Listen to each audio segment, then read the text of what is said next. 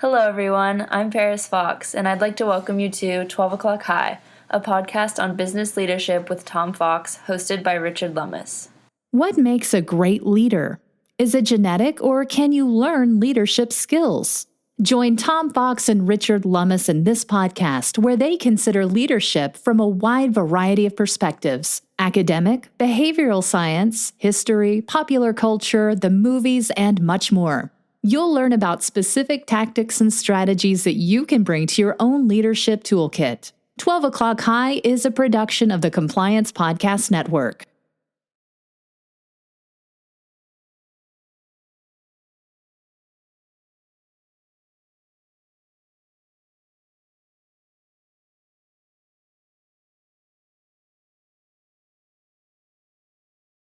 "12 O'Clock High, a podcast on business leadership, is a production of the Compliance Podcast Network. Hello, this is Richard Lummis, and I'm here with Tom Fox for another episode of 12 O'Clock High, a podcast about leadership. In these discussions, we draw what we hope are interesting examples from our own experiences, history, business, literature, and politics to examine what constitutes good leadership and extract lessons we can use to improve our own leadership skills. Welcome back, Tom. Today we're going to continue our series based on Plutarch's lives of the noble Grecians and Romans. Today's subjects are Phocion and Cato the Younger, both of whom I would say are little known today. And as before, it should be noted Plutarch was a Greek writing at the time of the Julio-Claudian emperors. And although some of the forms of the Roman Republic survived, not much of the spirit did. Plutarch's attempts to draw a character lesson, I think, depends in part on the difference of the times, and he likes to contrast the virtues of past eras with the decadence of the current times. We're going to start with Phocion, a name I think, probably never heard before. But he was an Athenian orator, statesman in general, known as Phocion the Good to his contemporaries. And as I said, utterly unknown to me prior to researching this podcast. He lived in the Hellenistic period, about which my knowledge is generally vague. He was born about 402 BC, and he was elected strategos, or general, record 45 times. Plutarch's assessment is that his was a real virtue, only overmatched in the unequal contest with an adverse time. What he's referring to is that Athens was recovering from its catastrophic defeat in the Peloponnesian War, only to be faced with an aggressive rising power in Macedon under Philip II and then Alexander. And as Plutarch observes, at such times, the conduct of public affairs is on all hands most hazardous. Those who humor the people are swallowed up in the common ruin.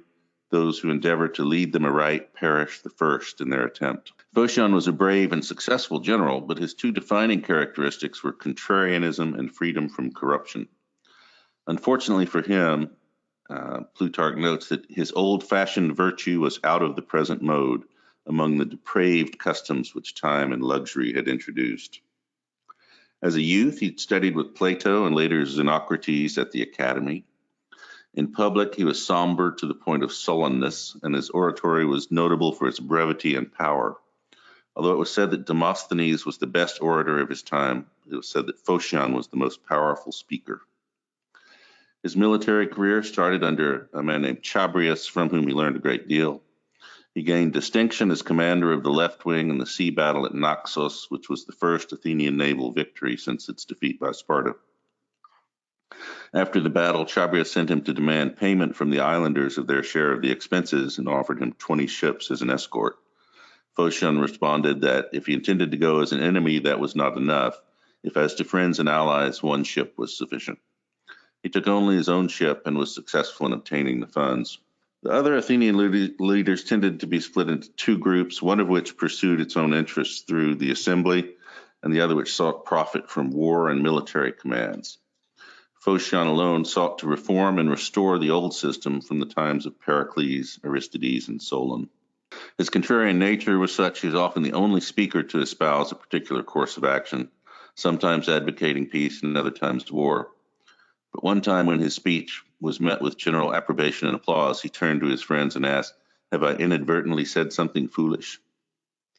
Demosthenes once told him, "The Athenians, Phocion, will kill you someday when they once are in a rage." Phocion replied, "And they'll kill you if they once are in their senses." He was sent to Byzantium, which at the time was being besieged by Philip of Macedon. And the first Athenian force had been sent, had not even been allowed into the city because the Byzantines didn't trust them. But Phocion's reputation was such he was welcome, and then he was able to ally with the Byzantines, defeat Philip, and expel him from the Hellespont. When it became clear that Philip intended war on Athens, Phocion advised a peace treaty but was outvoted. After Athens was defeated, the city was forced to contribute both cavalry and shipping to Philip. When Philip died, Phocion advised against public celebration as being both ignoble and unwise, since, as he said, the army that defeated them has only lost one man. Demosthenes repeatedly attacked Alexander in the assembly, and Phocion objected, saying, "Why stimulate his already eager passion for glory?" showing he was an excellent judge of Alexander's character. After defeating Thebes, which I guess we touched on in our Epaminondas episode, Alexander demanded that Athens hand over several prominent citizens, including Demosthenes. Phocion recommended complying, but was overruled. When Athens sent Alexander its response, he refused to even read it. But then Phocion was sent to present it, and he received him, having understood from the older Macedonians how much Philip admired and esteemed him, which is kind of remarkable when you consider that he'd been responsible for Philip's defeat at Byzantium. Alexander also asked Phocion for advice, and Phocion responded that if he wanted quietness, he should make peace. That if he wanted glory, he should make war on the barbarians rather than Greece. It was reported that after Alexander defeated Darius, he stopped using the word greetings in his correspondence except with Antipater and Phocion. Alexander sent him a gift of 100 talents, and he refused it, saying it would reflect poorly on both himself and Alexander. But he requested some people who'd been enslaved or in prison be released, which Alexander did immediately. Upon Alexander's death, Athens, against Phocion's advice, rebelled. Although successful at first, they lacked the means for a long war and were ultimately defeated by Antipater. Antipater demanded hostages, indemnity, limiting Athenian citizenship, and establishing a garrison. Phocion was friendly with the Macedonian commander and became the effective ruler of Athens as leader of the oligarchic party, which made him deeply unpopular, especially after Demosthenes, who'd been forced into exile, died there. After Antipater's death, there was jockeying for the succession, and Phocion seems to have tried to straddle the issue but failed. He was ultimately accused of treachery, condemned by the assembly, and he and some associates were sentenced to death by drinking hemlock. The executioner didn't prepare enough poison for them all and demanded 12 drachmas to prepare a second batch. And Phocion's last words were, "In Athens, it's hard for a man even to die without paying for it." Interesting guy, renowned for his frugal way of lifestyle. And although I didn't elaborate on it, there were numerous other instances where he was offered huge sums of money in order to take a particular course of action, and he always declined it. So that was enough for him to be called the good, but not enough to keep him from being killed by the assembly. So, Tom, how's our Roman comparison going to be with Cato the Younger? We'll get to Cato the Younger after this message.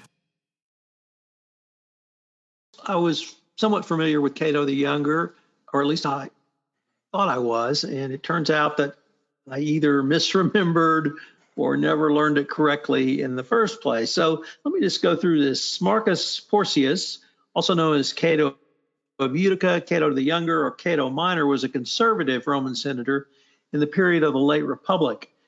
He is the great-grandson of Cato the Elder, the really persecutor of Rome's great rival Carthage earlier in the podcast we just went through. He was a noted orator, follower of the Stoic philosophy.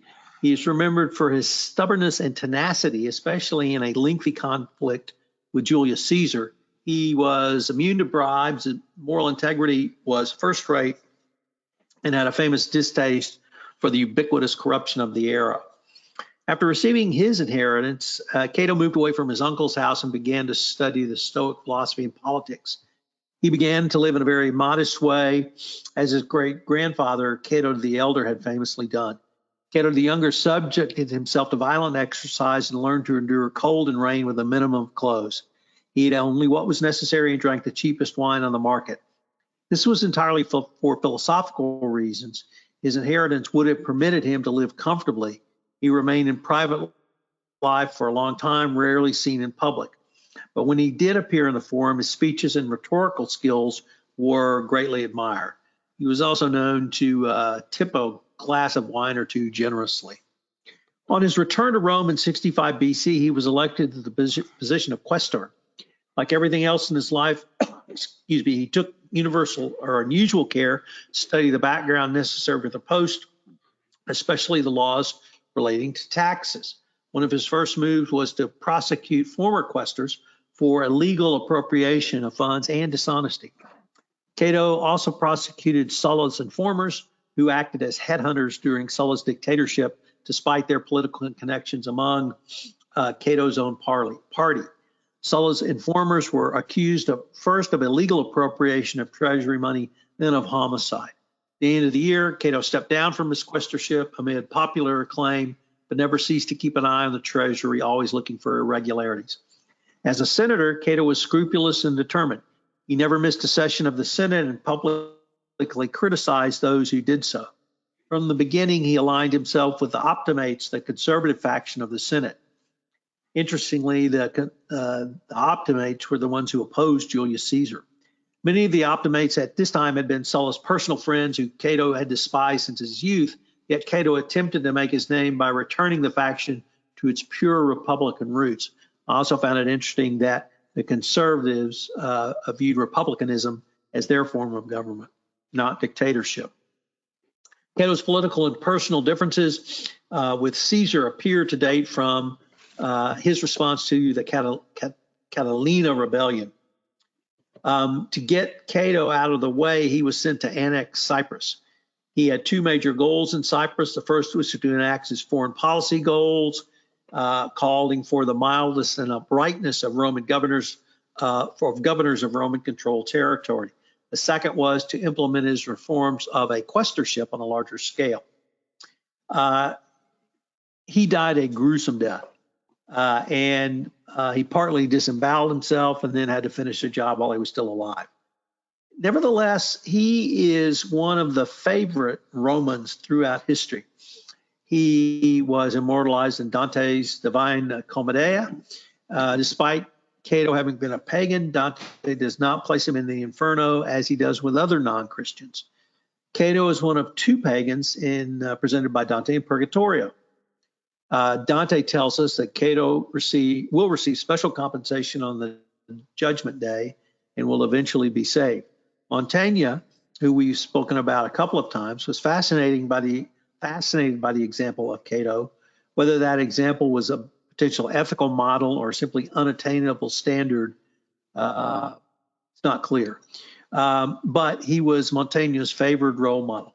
Cato was also lionized during the Republican revolutions of the Enlightenment, and indeed George Washington had a play about Cato performed to rally his men at Valley Forge.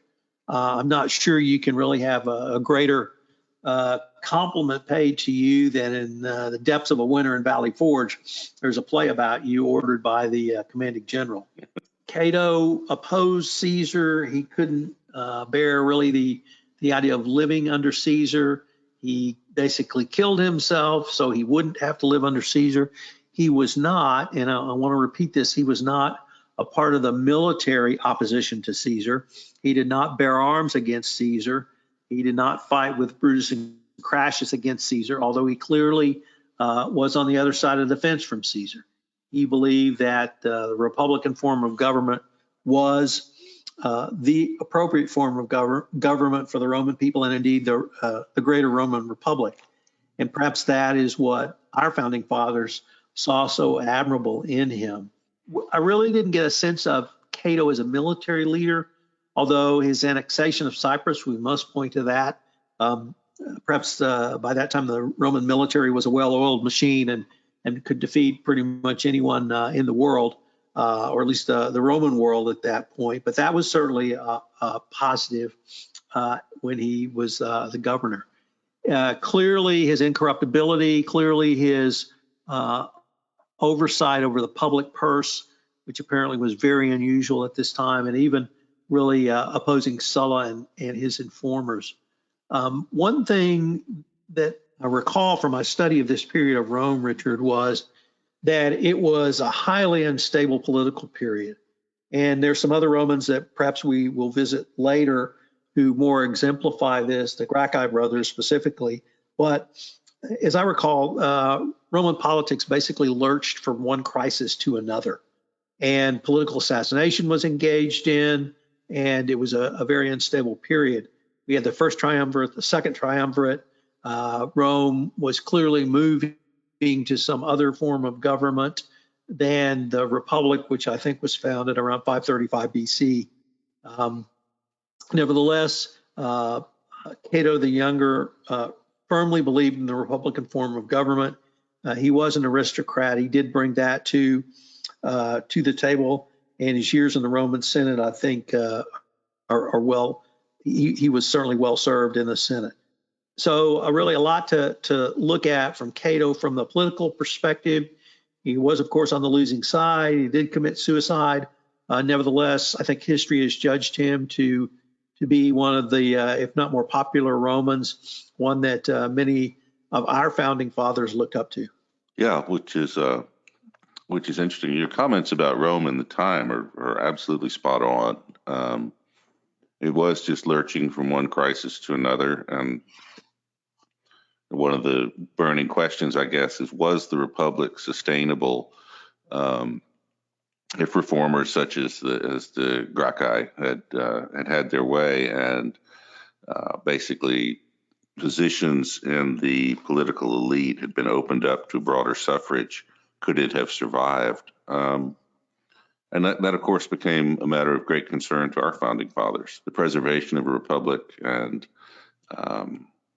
depending on the virtue of its citizens, is always going to be problematic when you're dealing with humans. What we do have here is two humans of very unusual moral fortitude, especially with regards to refusing bribes and avoiding wealth and physical comfort out of philosophical reasons rather than need. Phocion was a really interesting character to me because he was held in such high esteem by even his opponents and enemies, but then just ultimately, I think his contrarianism is what eventually led the Athenians to turn on him. And he was a pragmatist. He was willing to work with the Macedonian conquerors in order to alleviate the terms they set on Athens and make life more tolerable for the Athenians. And the Athenians, of course, ultimately regarded that as a betrayal.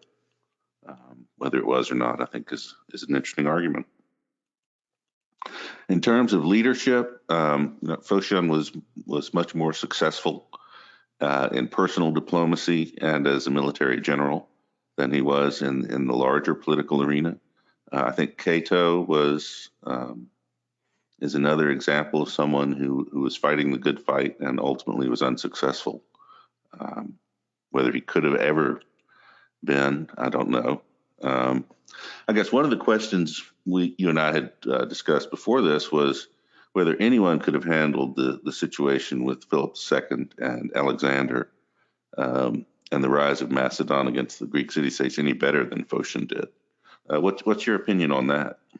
I don't think that at that point in time, Athens really was in a position to do anything. The fault or the sanction that Alexander, or Philip then Alexander, I guess it was out by that time Alexander, put on the Greeks, any Greek city-states that revolted, was basically destruction of the city. And he was ruthless in that.